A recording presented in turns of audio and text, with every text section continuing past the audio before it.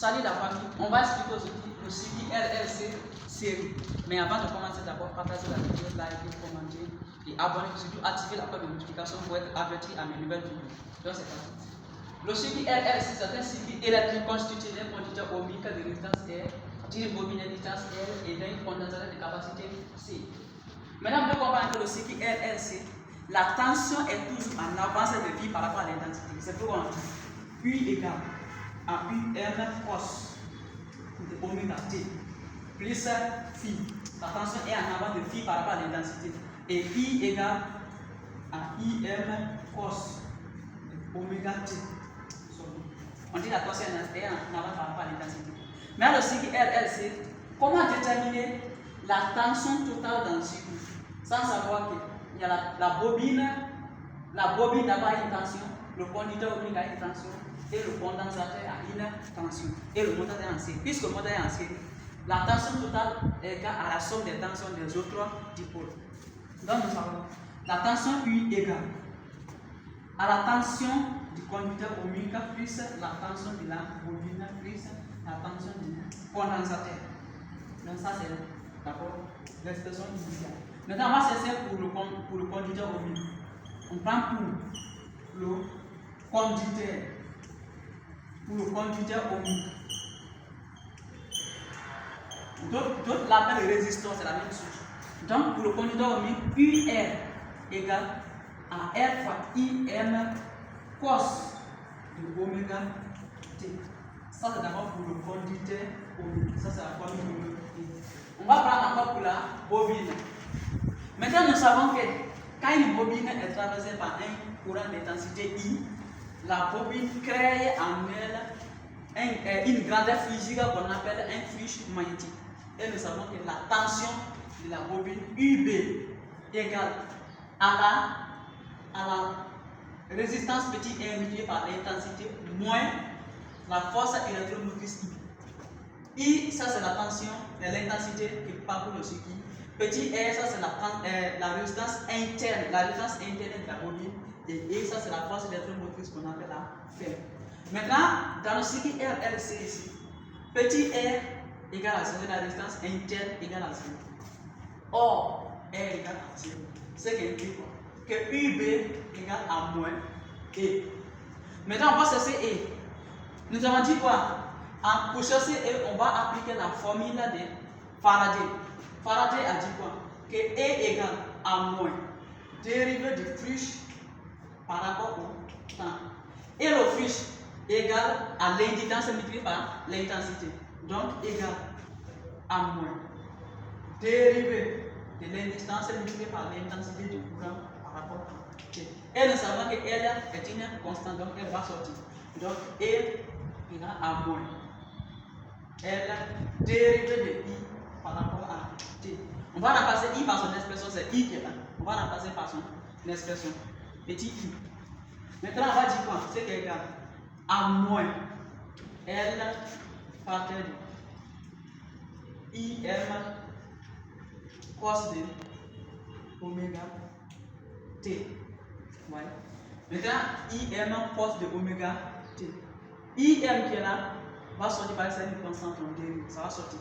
Donc, E égale à moins L IM facteur cos de oméga T dérivé. Or, la dérivée de la fonction cosinus égale à moins sinus. Donc, E égale à moins IM.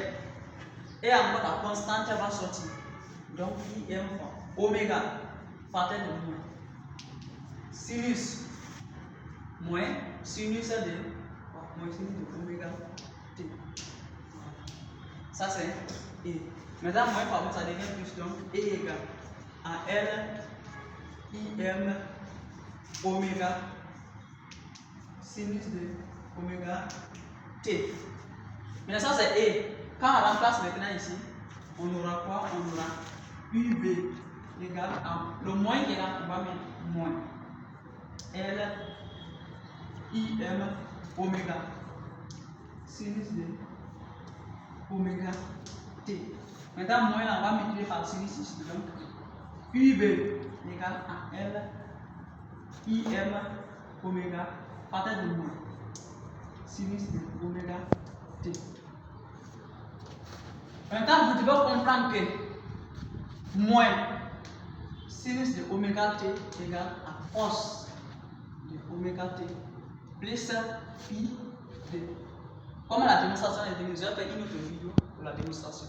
Donc, en remplaçant les trains, on aura UB égale à L IM oméga cos de oméga t plus pi de. Donc, ça, c'est l'expression de la tension dans la bobine. On va chercher un peu l'expression de la tension dans le condensateur. On prend UB et UC. UC égale, ça c'est la quantité d'électricité puis ou bien la charge aussi divisée par C. Maintenant, on va chercher Q. On va dire, oh, I égale à dérivé de Q par rapport à C. C implique quoi? Que Q égale à la primitive de I. Et par rapport à, ici c'est par rapport à T. Donc, I égale à la primitive de I de T. On va remplacer I par son expressif.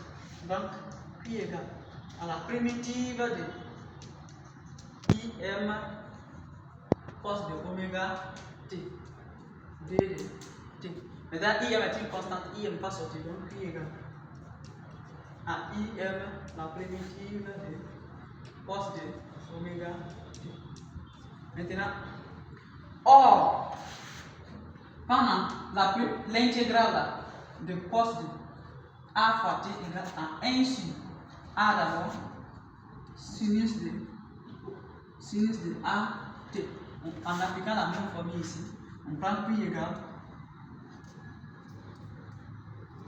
à IM fois 1 sur oméga, maintenant sinus de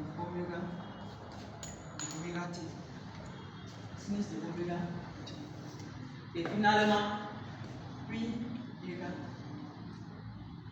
à IM sur oméga, sinus de oméga t. Maintenant, or, quand on a sinus de oméga t égale à cos de oméga t moins pi de. Donc, en remplaçant ici, on a Q égale à IM sur oméga cos de oméga t moins pi de. Maintenant, quand on remplace dans l'expression de la tension dans le condensateur, on aura finalement UC égale à quoi? À IM sur C fois oméga cos de oméga t moins pi d. Donc ça c'est l'expression de la tension dans le condensateur. Maintenant, en remplaçant dans la formule générale, on a la tension totale U égale. On parle d'abord pour le conducteur omique, nous avons dit quoi? Que c'est R fois IM cos de oméga t. Plus, pour la bobine, nous avons dit c'est L IM oméga cos de oméga t plus I d. Maintenant, en ajoutant aussi pour le condensateur, on prend IM sur C oméga cos de oméga t moins I d. Donc c'est ça l'expression de la tension dans le cycle LC. Donc c'est limite ici. Moi, je deuxième partie, ceux qui veulent voir sur la deuxième partie, cliquez sur moi, étudiez le cycle LC, partie 2. Vous allez voir, c'est parti.